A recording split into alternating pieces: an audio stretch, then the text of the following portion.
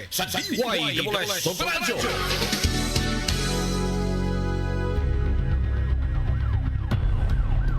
Paspas ang dagang saknaan, minunod usab ang pagitib sa mga balita. Way hunong ang mga personahe sa News and Public Affairs Department sa paghagpas sa mga balita ikan sa pagkaumol niini ngadto na sa labing uwahing kalambuan sa balita o paghatod ini kaninyo pinaagi sa Double S News Roundup. Double S News Roundup ang hiniusap paghatod sa balita karon o kalambuan nini dinhi sa Double S News Roundup.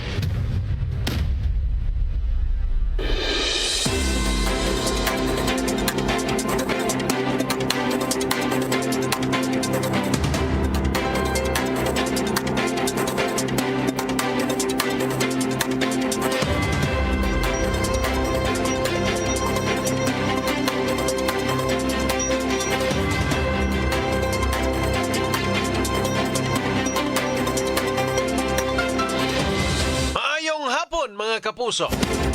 Sa mga lugar nga mabot natong Sibiya o sabi sa nasa mga partes Pilipinas. Welcome diri sa laing edisyon ng atong tulumanon. Inyong tulumanon mga kapuso, ang Double S News Roundup. Adlaw karon nga Martes, Oktubre 14, 2025. Mga kapuso, kita may mag-uban sa pagtukian ng mga dagkong isyu sa lokal, national ug international. Super Radio, Super Radio, Super Radio. Super Radio, Super Radio, Super Radio.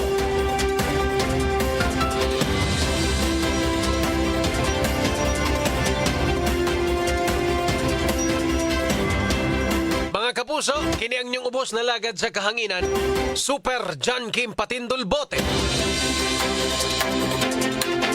Ug para sa mga nagunang balita karong adlaw mga kapuso, Super Radio Local News. Super Radio, Super Radio. para sa mga nagunang balita sa lokal, patay ang usa ka 21 anyos nga lalaki nga tinun-an human kitabangan matudpaw dunggab gawas sa diskuhan sa barangay Poblacion, lungsod sa Pilar, probinsya sa Bohol kagahapon sa kadlawon. Ang biktima mao si Jefferson Digal, 21 anyos, tinun-an og nagpuyo sa San Juan, lungsod sa Sierra Bulyones. Samtang ang pagkasuspitsado mao sila Chanil Consigna, 24 anyos, dunay kaipon taga Santa Cruz Dagohoy, ug si Nielo Busako, hingkod ang panayigon, nagpuyo sa Katagdaan, lungsod sa Pilar, Bohol. Sa impormasyon sa Pilar Municipal Police Station sa Bohol Police Provincial Office, alas 3:40 kadlawon ni adtong Lunes, dunay nahitabong komosyon sa gawas anang covered court sa barangay Poblacion sa maong lungsod. Sa pagsusis kapulisan, dito nila nasuta nga ang biktima gitabangan og dunggab sa duha ka mga suspect. Ang biktima gidala sa Kong Simeonte Toribio Memorial Hospital apan gideklara nga dead on arrival sa mga doktor. Base sa inisyal nga investigasyon sa kapulisan, sa statement sa mga witness diha sa maong nga dapit nga usa sa mga suspect nga human sa disco ang mga suspitsado biduol sa biktima og ilahang gikumpronta. Nasayran nga ang witness kay ex-girlfriend rasab sa biktima. Ang komprontasyon sa biktima og mga suspitsado ni sangpot sa mainitong panaglalis hangtod nga gidunggab sa mga suspect ang biktima makadaghang higayon sa nagkaday ang parte sa lawas ni ini. Human mahimo ang krimen, ang mga suspect daling misibat. Selos ang gitan-aw sa kapulisan nga motibo sa maong krimen. Padayon ang hot pursuit operation sa kapulisan batok sa mga suspetsado. Super Tanking Bote sa Tunes. Super Radio. Sa bikas bahin mga kapuso, desidido gyud ang mga biktima nga pasakaan og kaso ang duha ka mga miyembro sa LGBT community. Human gireklamo nga nang hilabot matud pa sa mga biktima nga volunteers nga kauban nila sa pagripak og mga relief goods alang sa mga biktima sa linog sa Northern Cebu. Base sa investigasyon nga ang mga dinakpan og reklamante kay parehong mga volunteers, di niadtong Domingo nag-inom matud pa sila og tungod kay dugay man na human og tagay og nakainom na sab, adto sila nangatulog sa apartment sa kauban rasab nila nga volunteers. Apan matud pa dito na hitabo ang krimen diin gikamang sa mga suspect ang mga minor de edad nga gilangkuban sa babae ug lalaki o gihimuan matud pa og laway nga buhat. Kagahapong adlaw misumbong ang biktima sa laing kauban nila nga usa ka alias Ton nga maoy nangusog nga mapriso ang duha ka mga nangamang. Gabi isa. Gabi. Oo. Kanang last day naman namo sa packing sa relief goods. Kanang nagkuhan mi sa mga barkada ka mag-inom Ya, karon kato ang mga biktima tiapas namo. Ya, ni sumbong sila nako nga maoy nahitabo. So, ningon ko nga, di na to, di na ko sa paugmaan. So, akong gibuhat kay kaptultol ba sila sa lugar kung asa to nagstay ang duha ka suspect. So, amo akong gibuhat, di ko kasi giatuon na to. Ako atuon, ako storyaon. So, pag abot na ko dito, kanang naato ang duha ka suspect dito, tapos puyog ang among kauban po, duha ka babae, natulog nga kanang among gituktok. So, tugay sa ibang gawas ako gistorya, gipangutanag gid ako sila nga unsa man gyud inyo gibuhat or wala. Pabaga lang gyud ko yes or no. So, ang ending ato silang daningon gyud og yes. Ang tipik sa pamahayag ni Ton nga eksklusibeng nahinabay sa GMA Super Radio DWS. Samtang ang mga dinakpan nga nag-edadog 21, ingon man 24 anyos mga kapuso, hugot nga mihimakak nga nangamang ug nang molestya sila. Apan ilang giangkon nga tungod kay pulos na sila nakainom, doon na gyud nahitabo kanila. So, di tinuod. Di jud tinuod ma'am. Ang katong naay nahitabo with consent to, nasabutan to ninyo. O wala, hubog sa ditong laki. Puro na kainom. So, marag kalit kayo pagkahitabuan. Yan mo to, pagka... Yan anong gireklamo mo sa mga padang mo sa may tarasyan. Katara tong agaho is katara po sa mo. Ang ambot naman tong uban kay diri man ni Sir Achi ang uban. So wala ko ikan katara po sa agaho nako. Sa katong usa. Wala jud to nako gikamang.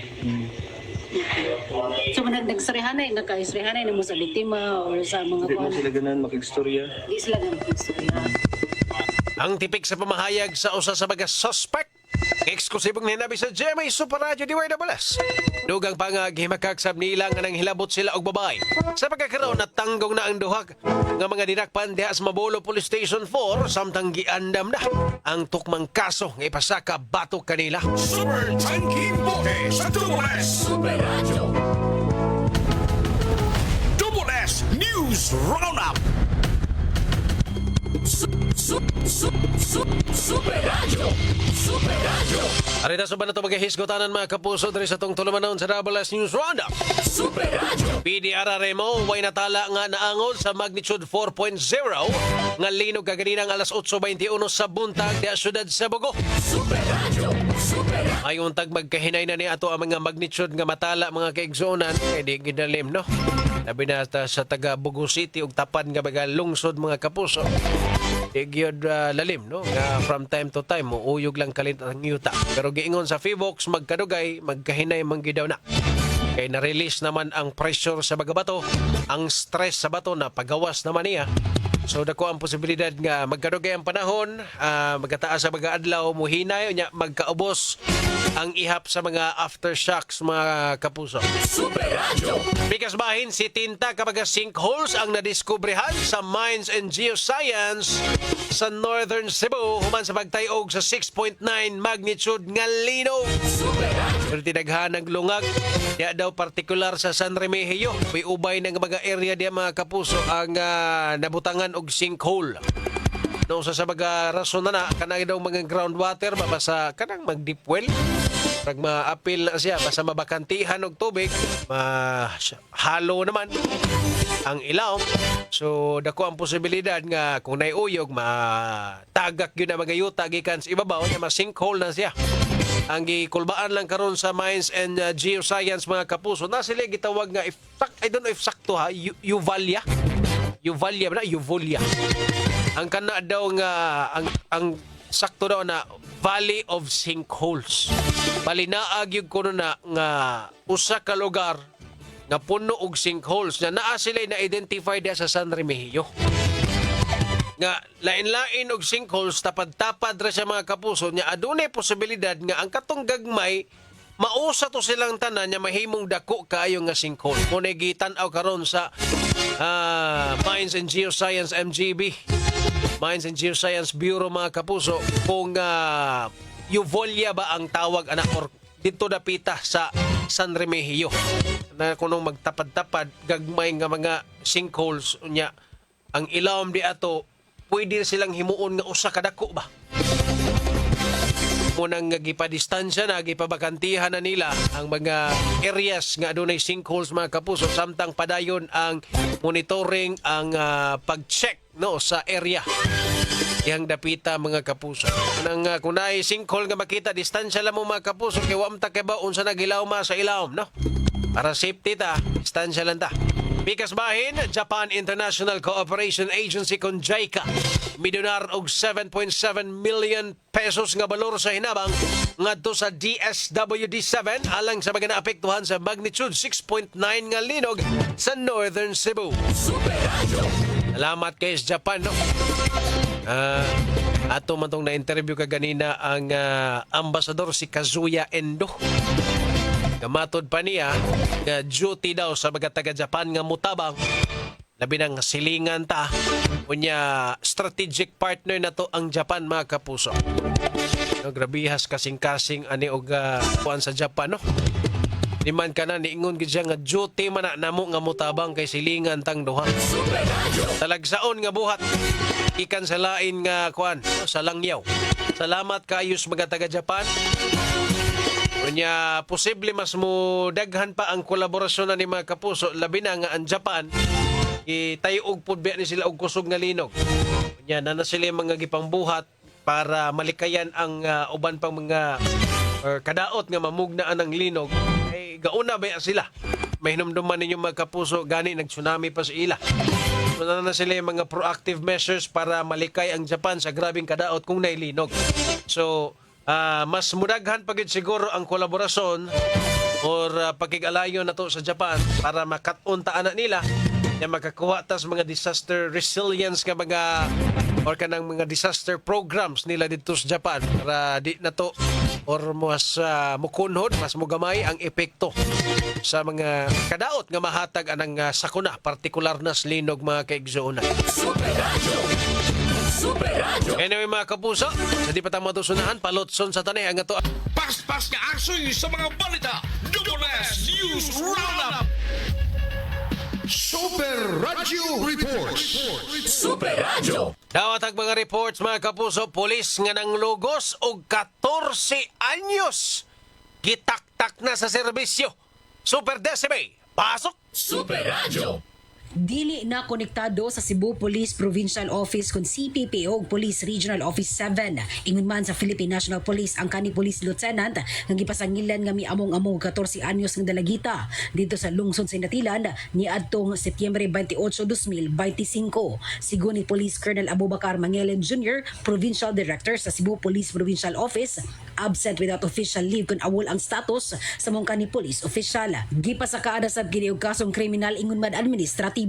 Gitugan ni Police Colonel Mangelen nga sa administrative case dili ilang ang police official ang gipasakaan og kaso apan apil ng kauban ini sa police station kun asa siya na destino kay gingong mitabang kini sa kani police nga makaikyas. This the case of this former policeman now on Awol, Mr. Bariga. As far as we are concerned, he is on Awol. He no longer receives his salary or in any form from the PNP. He is considered a fugitive of the law.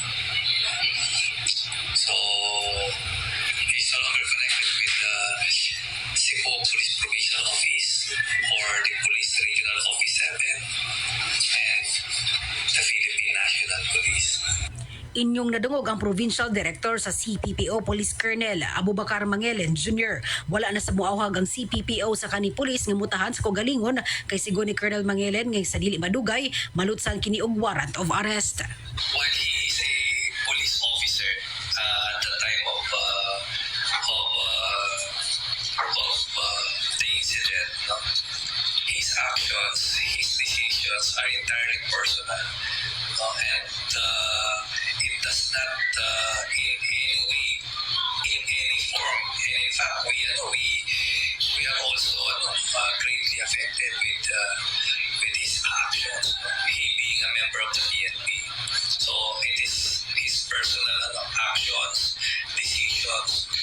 So he has to face it on his own. Sigun pa ni Colonel Mangelen, gimugatan sab ni Colonel Mangelen nga dili nila itolerate ang mga klaseng nga miyembro sa PNP o siguraduhon nila nga manubag ang mga kanang police official sa nabuhat nga salaod.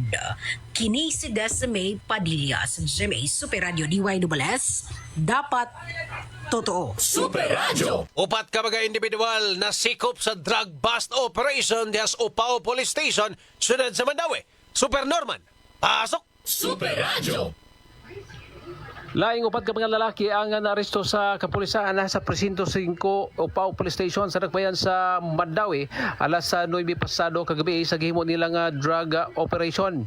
Ang mga nadakpan ang nakuhaan og mga gagmay nga putos sa gito ang shabu, kasuhan sila sa paghupot sa illegal nga drugas o Section 11 sa Republic Act 9165.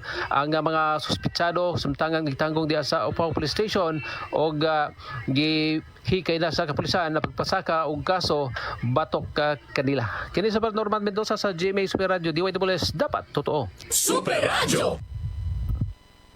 Super Radio. Daghang salamat Super Desmay Padilla, Super Norman Mendoza sa inyong mga reports. Super Radio. Weather News. Mga kapuso, alang sa update sa dagan sa panahon, nasa atong linya si Ma'am Junina Marte sa Pag-asa-Mactan. Ma'am Junina, maayong hapon. Mayong hapon, Sir John Kim. O sa itong mga suking tipaminaw matong latest weather update. Nakitay duha ka low pressure area na ginamonitor within the area of responsibility nato. Ang usa ni ana kay nasa gawas to PAR o as of 4 p.m. na nanid dinha sa may kalayong 1,770 kilometers east of northeastern Mindanao. And for the next 24 hours, nakita ni nato na naay medium chance na mahimong usa ka bagyo. Sa laing bahin kining usa ka LPA sulod sa tong PAR kay naa dinha sa may dapit na 130 kilometers east-southeast of Baler, Aurora og nani gamay o mubo na tsansa na mahimong usa ka bagyo. O padayon nga po nakaapektar kining easterly so init na hangin gikan sa dagat Pasipiko dinhi sa Visayas. Og para naman sa tong weather condition dinhi sa Kabisayaan karong adlaw og for the next 24 hours makasinati kita og generally fair weather nga naalay chance sa mga patak-patak nga pag-ulan pagpanugdog kila. Wa pod kitay active na gale warning. Mount Tibok, Visayas kay makasinati gihapon og hinay ngadto na sa kasarangan na paguro sa hangin na magumikan sa silangan ngadto na sa amihanang silangan di ito kadagatan magpabiling malinawon ngadto na sa kasarangan ang mga pagbalon. Dinhi sa Sugbo tong kadagatan kay nay pagtaob ugma sa alas 3:12 sa kadlawon ug mohunas kini ugma sa 1:39 sa hapon. Atong temperatura for the next 24 hours magduwa kini sa 26 ngadto na sa 32 degrees centigrado ug atong haring adlaw kay ni salop ganinang alas 5:27 sa hapon ug mosilang kini ugma sa alas 5:33 sa buntag. Og matong latest weather update gikan diri sa buhatan sa West Pag-asa-Mactan kini si Junina Marte. Mayong gabi og daghang salamat. Mga kapuso, ang update sa dagan sa panahon pinagi ni Ma'am Junina Marte sa Pag-asa-Mactan mo'y nagtapos sa first portion ng itong tulumanon sa WS News Roundup. Sa di pa matusunan mga kapuso, palutson sa taneha. Tinugdan sa mga balita hangtod sa paghatod sa balita. Labas ang ulan ninyo kining madungog dinhi sa WS News Roundup.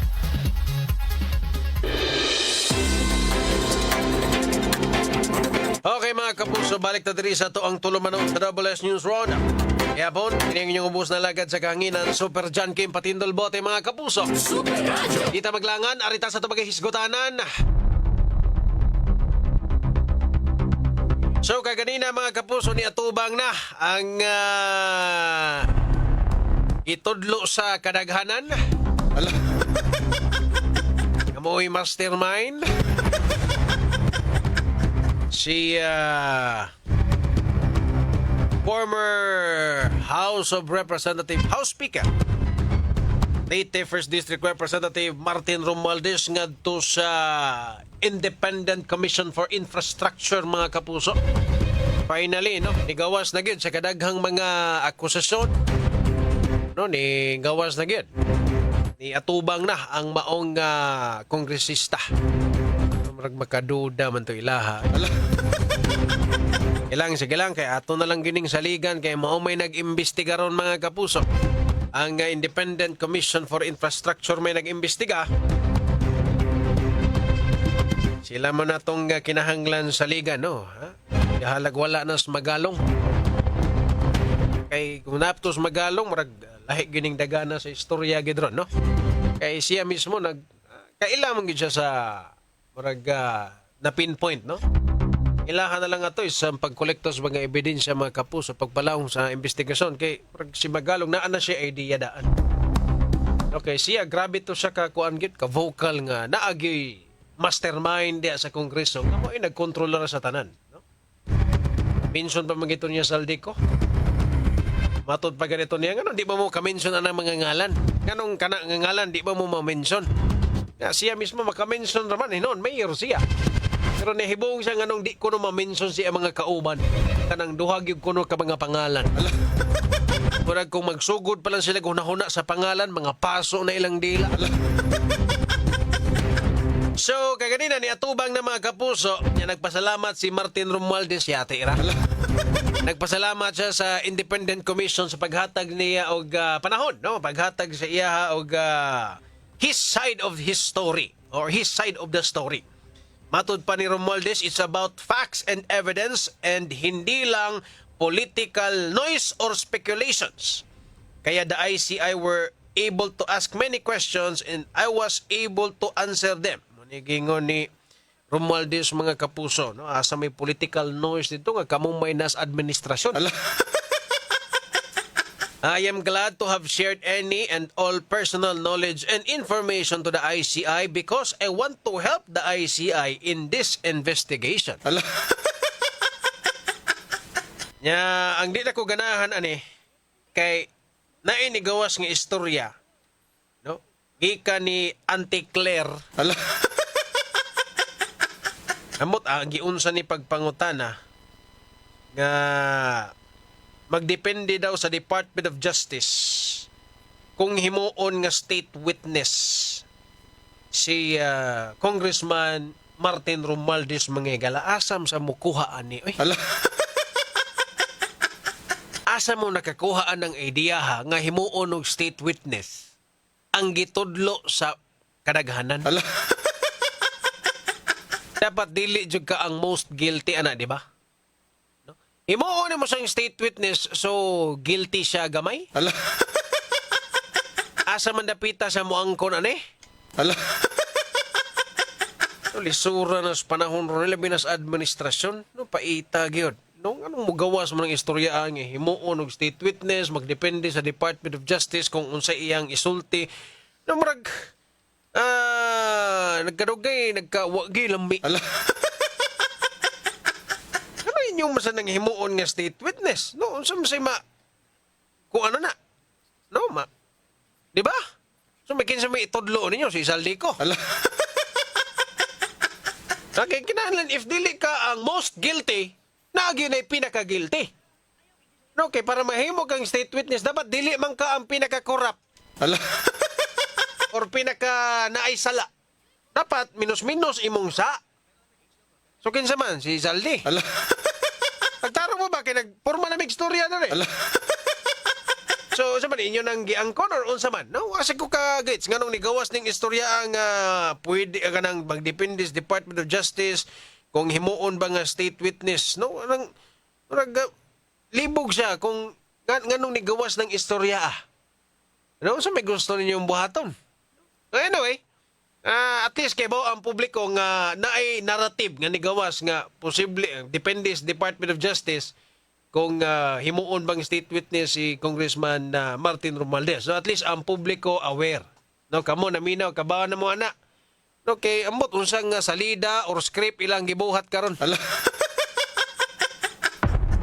Libog lang ta kung sumay duot ninyo. So kung himuon sa state witness, so guilty. Ay, nako, paita ni istorya. Lang nagpaabot pa jud ko nga kanang mag-atubang sila ba, no? kanang mga witness karon silang Jiskaya, di ba? Kay nakamention to niya ang pagbalik ni Zaldico nga karon murag wa mo gyud kagustuhan ning administrasyon nga pabalik kung si Zaldico. Kay bisag unsaon nimo nagpabalik, no? Moingon sila nga makig-coordinate mis Interpol. Sabi mabuhat si Interpol nga wa man ni kaso in town. Ay kasuhin ninyo para mabalik. Mangingana ba wa pa gyud. Moingon sila, ato nang gibot makig-coordinate tas Interpol para mapabalik na to Zaldico. Murag istorya ra taman ba kay usam na si Interpol. Man ni kaso. Diba? So, murag bagay, di mo ganahan mabalik ng tawhana nga gitudlo naman gani na. Pila, 40 na kaadlaw ang nakalabay mga kapuso, wag hapoy nang preso. Anyway, palutson sa taning ato magapahinomdom itong takna. Sinugdan sa mga balita hangtod sa paghatod sa balita. Labas ang ulan ninyo kining madungog dinhi sa WS News Roundup. Boss Eugenio Tagsip, may pagpaminaw niya, Super Jan, nagkaway-ayo ang investigasyon sa anomalya. Sa una pa lang, good sir, kung binilyon, trinilyon ang hisgutan manggod nga korupsyon. Di gid lalim mag-imbestigar ni ana, Boss Eugenio, kay daghan kag maligsan. So nakasabot pug ko sa side sa mga investigador nga daghan ang at risk ba? At risk, daghan ang posibleng maligsan ug uban pang diha. So munang nagkadugay, nagkakuan ako ba? The idea of ganing bugat nga mga tao ang behind or nagpaluyo ni anang korupsyon. Nang digid lalim, posible yung malawgaw. Pero sa kung giingon, salig lang gihapon ta. Ewa may lain nga nag-imbestiga. Senado og ICI raman. Halag unsa katangason, halag unsa ka magadag kung mga tao ang nagpaluyo ni anang korupsyon. Wag tay mahimo dre isip na ata sa background, maminaw nya mosalig na lang kita ani. Boss Monter Jojo Ligui sa Leyte may pagpaminaw ni mo diha. Si Boss Serge Base. Boss Serge, may pagpaminaw ni mo diha. Kung amigo from Jollibee, may pagpaminaw Boss Serge Base. Kung nagbiyahe ka karon, amping kanunay. Si Ma'am Matilos Evelyn, may pagpaminaw diha, ma'am. Si Dennis Cabrera, may pagpaminaw. Ma'am Annalyn Saldivar, Benson Reyes, murag patay mali rajud ang tanan. Oo lagi. O kung di ganahan, baka na ganing klaro na pero mahanap sa ilahang mata. Ay, kasabot ta kay grabe kadag ko ning mga kwartaha involved. Dennis ka, Boss Frank Uga, pag atubang sa buhaya, lutong Macau na, putahing buhaya, pinarito boss, deep fried. Ita Boss Frank. Pilcard Abasolo, Biling Kahis, may pagpaminaw, Atilos Tumimbang, Josie Gutang, Helen Cañete, may gabi, Mayumi Silva de Ascarcar, may gabi, ma'am, Anlapot Dakula. Kaya mga kapuso, managitigong oras diri sa tuang tulumanon sa WS News Roundup. Sige po, kining yung ubos na lagad sa kanginan. Super John Kim Patindol Bote at ang 24 oras mo, sunod na. Maayong gabi mga kapuso, dagang salamat mga kapuso, dapat totoo.